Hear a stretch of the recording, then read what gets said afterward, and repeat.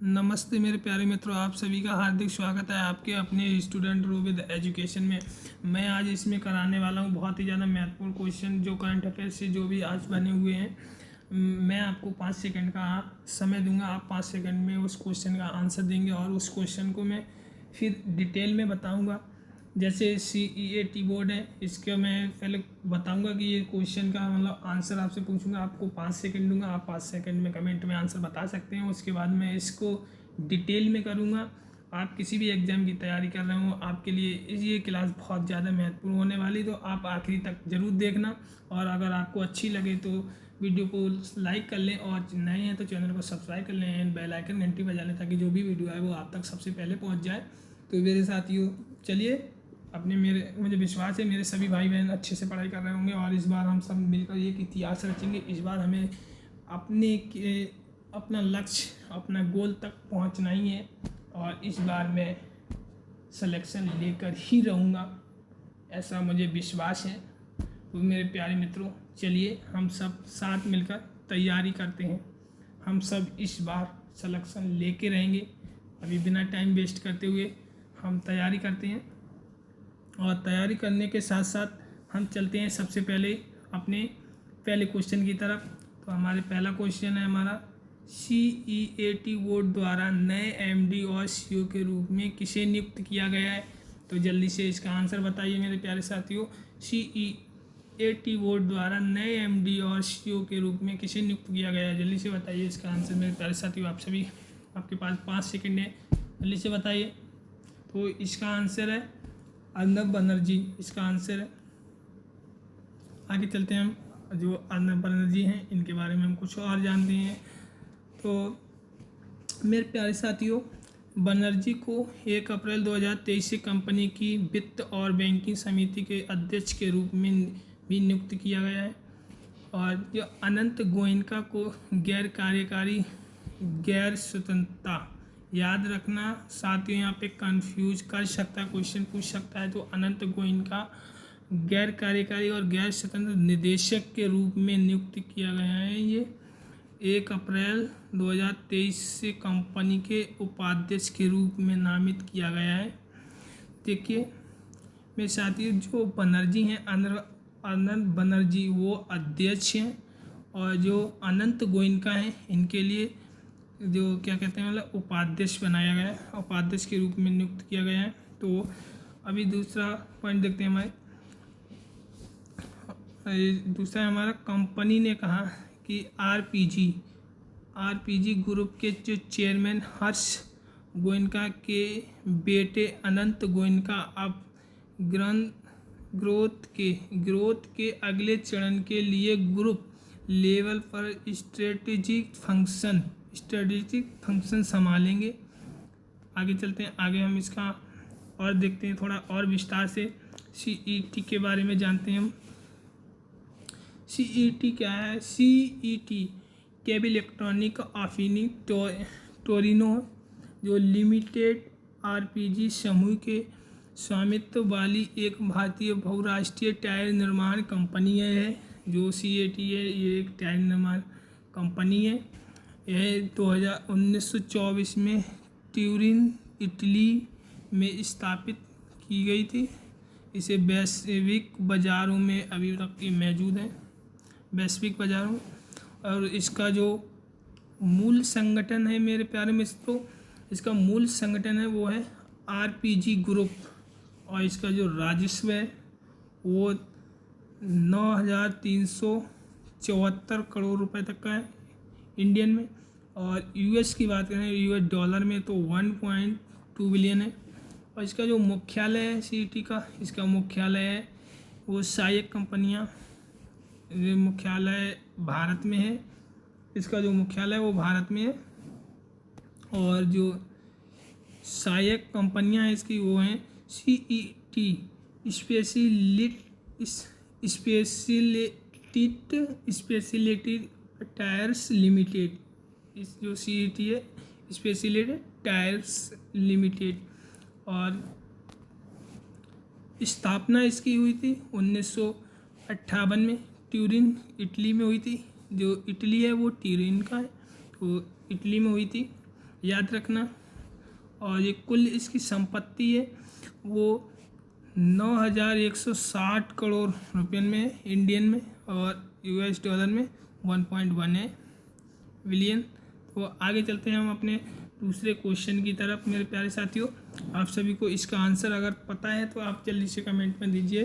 तो हमारा दूसरा क्वेश्चन है, नेपाल के उस क्रिकेटर का नाम बताइए जिसने 2022 Christopher Martin Jenkins spirit of cricketer award जीता है। जल्दी से बताइए इसका आंसर। आपके पास 5 सेकंड है, जल्दी से बताइए साथियों। तो इसका आंसर है आसिफ शेख। आसिफ शेख ने जो Christopher Martin Jenkins spirit award है वो जीता है, आसिफ शेख ने। अभी हम आगे चलते हैं, कुछ और इनके बारे में हम जानते हैं।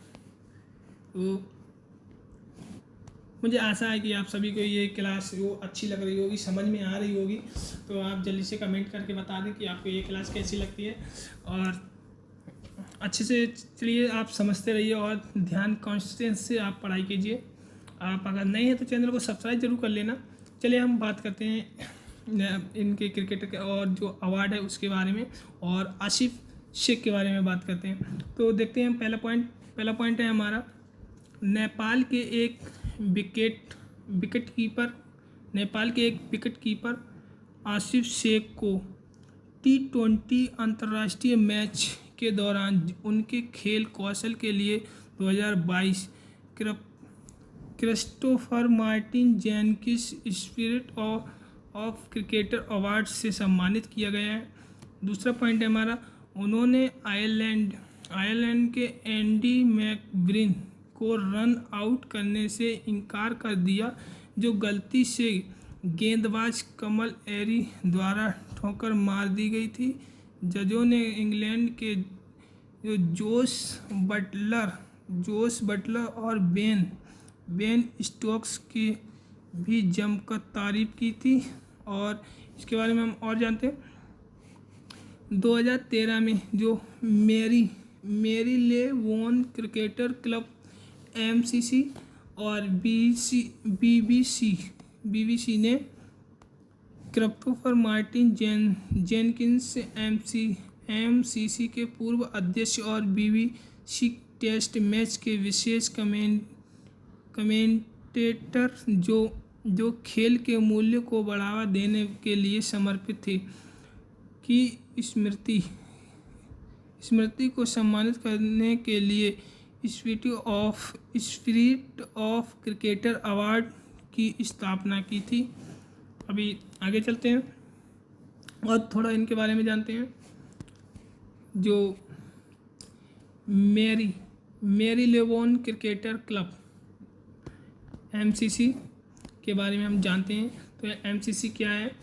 MCC एक मेरी ले वोन क्रिकेटर क्लब की स्थापना है, वो 1787 में हुई थी। और जो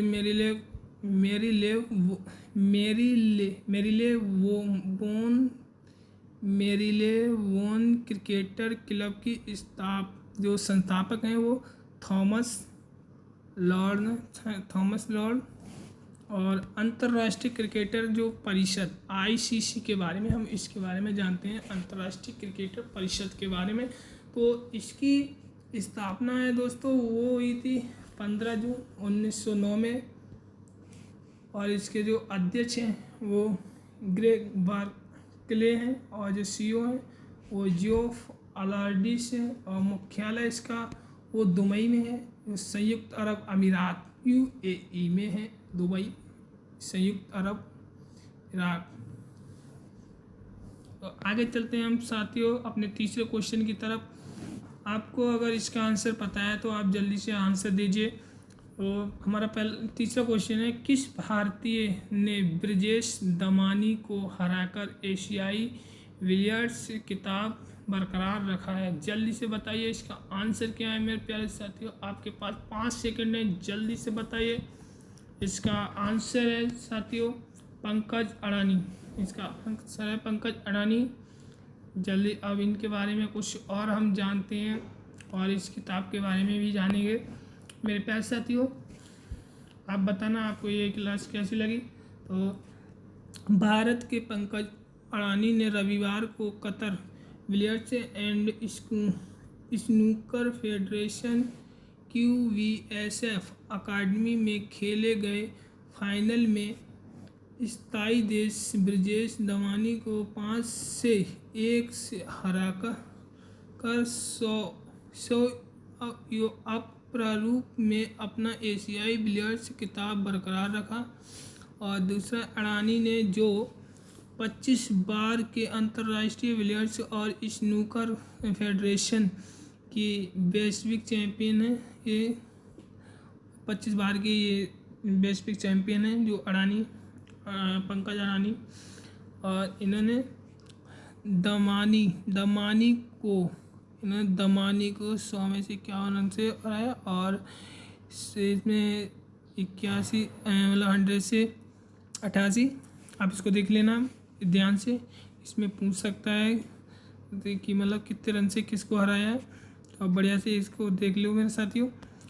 और दूसरा है अडानी के लिए यह जो 8वां एशियाई बिलियर्ड्स खिताब था साथियों, तो वो भारतीय क्यू स्पोर्ट्स एस जिन्हें 2004 में अर्जुन पुरस्कार और 2006 में मेजर ध्यानचंद खेल रत्न और 2009 में पद्मश्री और 2018 में पद्म भूषण से सम्मानित किया गया था। अडानी ने पिछले साल मेरे प्यारे दोस्तों, अडानी ने पिछले साल दोहा में भी यह खिताब जीता था। याद रखना मेरे प्यारे साथियों, इन्होंने जो पिछले साल भी इन्होंने जो दोहा है उसमें मतलब खिताब जीता था। और मेरा आपसे यह प्रश्न है कि ये दोहा है वो किसकी राजधानी है? शायद किसी की राजधानी है, और ये दोहा है वो कहाँ पर है जल्दी से बताइए साथियों। ये दोहा है वो कहाँ पर पड़ता है, किस लोकेशन में, जल्दी से बताइए, मेरा आपसे यह क्वेश्चन है। और ये याद रखना साथियों, जो अडानी है इन्होंने जो 8वां एशियाई बिलियर्ड्स खिताब था ये वाला जो जीता, और जो भारतीय क्रिकेट से ऐसे हैं इन्होंने 2004 में अर्जुन पुरस्कार भी जीता था, और 2006 में मेजर ध्यानचंद खेल रत्न जीता था, 2009 में पद्मश्री जीता, 2018 में पद्म भूषण भी जीता था। इन्हें सम्मानित किया गया था इन चीज़ों से, जो अर्जुन पुरस्कार, मेजर ध्यानचंद रत्न, पद्मश्री और पद्म भूषण से सम्मानित किया गया था। तो मेरे प्यारे साथियों, आप सभी को ये वीडियो कैसी लग रही है आप जल्दी से कमेंट करके बताइए आपको। चलिए देखो आगे देखते हैं। जो बिलियर्ड्स का 15वीं शताब्दी में अपनी स्थापना से एक लंबा इतिहास रहा है, और शेक्सपियर के कार्यों में कई उल्लेखों के साथ एंटनी और क्लियोपेट्रो 1606 से 7 में जो लेट टू बिलियर्ड्स लाइन भी शामिल है इसमें। और इनका जो वर्ल्ड गेम है 2001 से, और वर्तमान में अभी तक प्रेजेंट है ये 2001 से हुआ। और जो इसका उपकरण है वो बिलियर्ड्स वन, बिल्स टेबल और स्क्यूस्टिक्स, और इसकी जो स्थान है वो स्थान है साथियों बिलियर्ड्स हॉल या फिर होम बिलियर्ड्स रूप में। अभी हम आगे चलते हैं। जो पहला खेल है इनका वो 15वीं सदी का यूरोप और रूट सिंगा ग्राउंडी बिलियर्ड्स के साथ था इनका। और जो सर्वोच्च शासी निकाय वो world confederation of billiards sports, और मिस्र सेक्स यहाँ है। यहाँ कभी कभी अलग अलग लीगों डिजाइनों में है, और इनकी टीम के सदस्य हैं वो एकल विरोधी और डबल शॉट टीम है इनकी। तो अभी हम चलते हैं अपने आगे क्वेश्चन की तरफ। हमारा चौथा क्वेश्चन क्या है उसके बारे में हम बात करते हैं। अगर साथियों आपको इसका आंसर पता है तो आप जल्दी से कमेंट में आंसर बताइए। जल्दी से बताइए। स्वनिर्मित व्यवसाय उद्यमी का नाम बताइए जिसे हाल ही में मरणोपरांत पद्मश्री से सम्मानित किया गया है। किससे किया जाए? मरणोपरांत पद्मश्री से सम्मानित किया गया है? तो साथियों जल्दी से बताइए इसका, अगर आपको आंसर है पता है तो इसका आंसर है मेरे प्यारे साथियों राकेश झुंझुनवाला, इनका आंसर है। तो साथियों मेरे प्यारे मित्रों, आप सभी को हम बताते हैं इसके बारे में थोड़ा और जानकारी लेते हैं। जो स्वर्गीय राकेश राधे श्याम झुंझुनवाला को व्यापार और उद्योग के क्षेत्र में उनकी सेवाओं के लिए मरणोपरांत भारत के तीसरे सर्वोच्च नागरिक सम्मान पद्मश्री से सम्मानित किया गया था। और हम अपने आगे देखते हैं, आगे हमारा 74वें गणतंत्र दिवस के अवसर पर भारत सरकार ने विभिन्न प्रमुख व्यक्तियों को पद्म पुरस्कारों से सम्मानित किया है। पद्म भूषण प्राप्तकर्ताओं में व्याख्यात उद्यमी कुमार और मंगलम बिरला, लेखक SL भैरप्पा और सुधामूर्ति शामिल हैं। और आगे देखते हैं साथ आगे बिरला को व्यापार और उद्योग श्रेणी में पुरस्कार मिला है, जबकि मूर्ति को सामाजिक कार्य श्रेणी में पुरस्कार मिला है। तो ये साथियों याद रखना, जो बिरला है बिरला को व्यापार और उद्योग श्रेणी में मिला है, और जो मूर्ति हैं उनके लिए सामाजिक कार्यों की श्रेणी में पुरस्कार मिला है। याद रखना मेरे प्यारे साथियों, मेरे सभी भाई बहनों को ये क्लास अच्छी लग रही होगी, मुझे विश्वास है। और अगर नहीं अच्छी लग रही तो आप कमेंट करके बताइए कि आपको ये अच्छी नहीं लग रही है, और सच में अच्छी लग रही है तो आप सब्सक्राइब जरूर कर लें चैनल को, आप वीडियो को लाइक जरूर करें, अपने सभी साथियों के साथ शेयर करें। मुझे विश्वास है कि मेरे प्यारे मित्रों ने और मेरे भाई बहनों ने सबने बढ़िया से शेयर कर दिया होगा। तो चलिए हम आगे देखते हैं।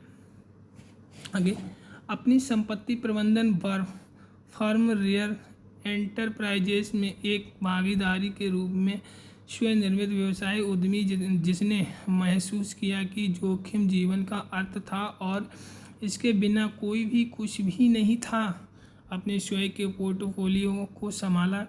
और दूसरे पॉइंट में हमारे जो झुंझुनवाला ने पिछले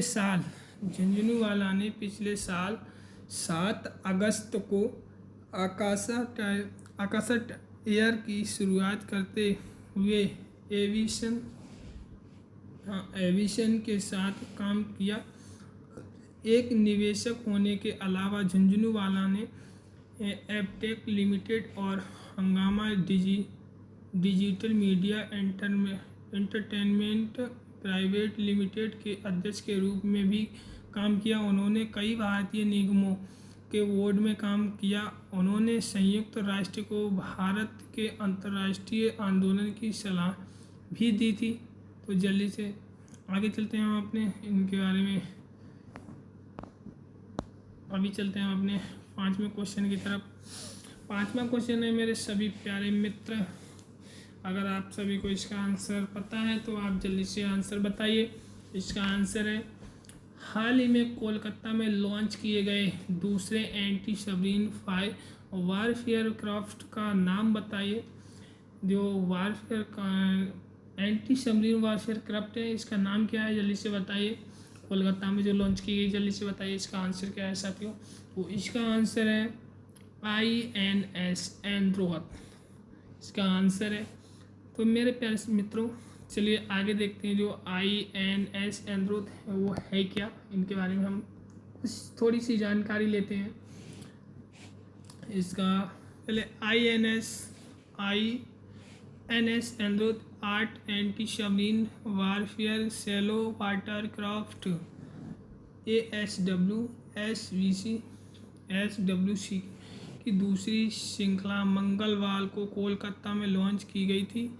कोलकाता में garden rich ship builders and engineers GRSE द्वारा निर्मित INS एंड्रोथ लगभग 77.6 मीटर लंबा है और 10.5 मीटर चौड़ा है, और इसके लिए केवल 2.7 मीटर के ड्रॉप की आवश्यकता होती है। और इसमें आगे चलते हैं हमारे प्यारे मित्रों, आगे हमारा 3 डीजल चालित जल जेट द्वारा संचालित ये जहाज है अधिकतम 25 समुद्री मील की गति प्राप्त कर सकते हैं। उनकी प्राथमिकता भूमिका तटीय जल में पनडुब्बी रोधी संचालक, कम तीव्रता वाले समुद्री संचालन और खदान पे बिछाने के संचालन करना है। इसका जल्दी से आगे हम चलते हैं। आगे हम देखते हैं मेरे प्यारे मित्र, इसका आगे आंसर है anti submarine warfare shallow water craft, जो ASWC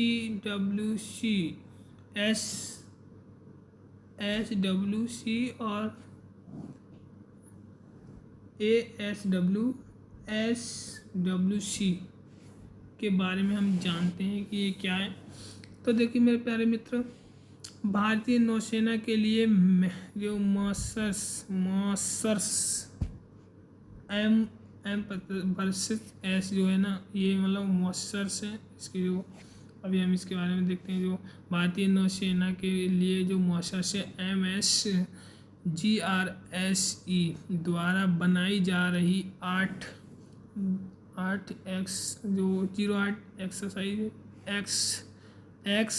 X08X और ASW सालो वाटरक्राफ्ट, इसके लिए और ये SWC परियोजना का दूसरा एंड्रोथ 21 मार्च 2023 को मैसर्स GRSE कोलकाता में लॉन्च किया गया था। लक्षद्वीप के केंद्र शासित प्रदेश में कोची से लगभग 170 nm नॉर्थ में NMN 170 टन और उत्तर पश्चिम में स्थित है। एंड्रोथ द्वीप को दिए गए रणनीतिक समुद्री महत्व को दर्शाने के लिए जहाज का नाम एंड्रोथ रखा गया। आगे देखते हैं हम एंटी सबमरीन के बारे में और कुछ देखते हैं। Anti submarine warfare shallow watercraft के बारे में, लक्षद्वीप के केंद्र शासित प्रदेश में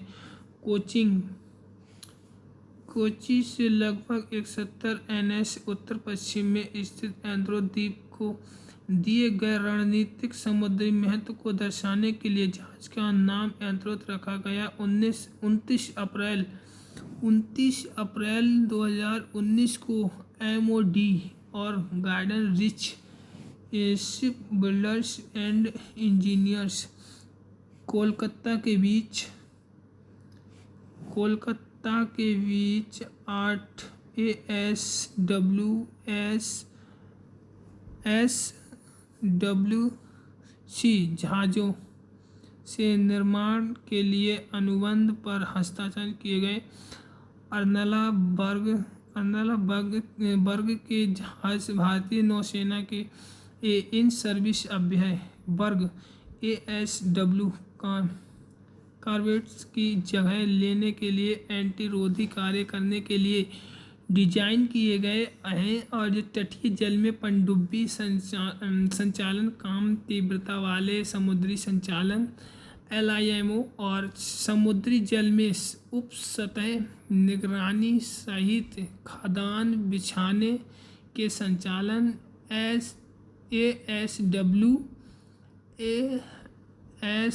SWC जहाज 77.6 मीटर लंबे और 75 समुद्री मील की अधिकतम गति के साथ 9 टन का विस्थापन कर सकते हैं। 9 टन का विस्थापन।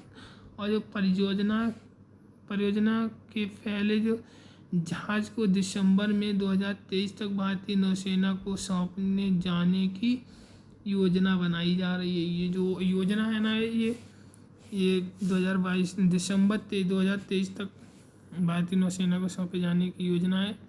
और आगे हम चलते हैं। तो अब हमारी ये क्लास ख़त्म होती है मेरे प्यारे भाई और बहनों। अगर आपको सच में ये क्लास अच्छी लगी तो आप जल्दी से बताइएगा कि आपको ये क्लास कैसी लगी। सच्ची बताना, कमेंट करना और नए हैं तो चैनल को सब्सक्राइब कर लेना ज़रूर, और ज़रूर बताना कि ये क्लास आपको कैसी लगी। तो मेरे प्यारे मित्रों, आपको अच्छी लगी होगी ये क्लास, और आपको पता चला होगा कि इसमें से जो मैंने कराया वो आपके किसी भी एग्ज़ाम दे रहे हो उसमें आपको महत्वपूर्ण साबित हो सकते हैं। तो मेरे प्यारे मित्रों, चलिए इसी के साथ चलते हैं, और फिर मिलेंगे कल एक नई वीडियो के साथ, जिसमें मैं बहुत सारे ऐसे क्वेश्चन लेके आने वाला हूँ करंट अफेयर से, जो आपके किसी भी एग्ज़ाम के लिए इम्पोर्टेंट साबित हो सकते हैं। तो चलिए, आप सभी का बहुत सारा धन्यवाद, and thank you so much, and bye. खुश रहें।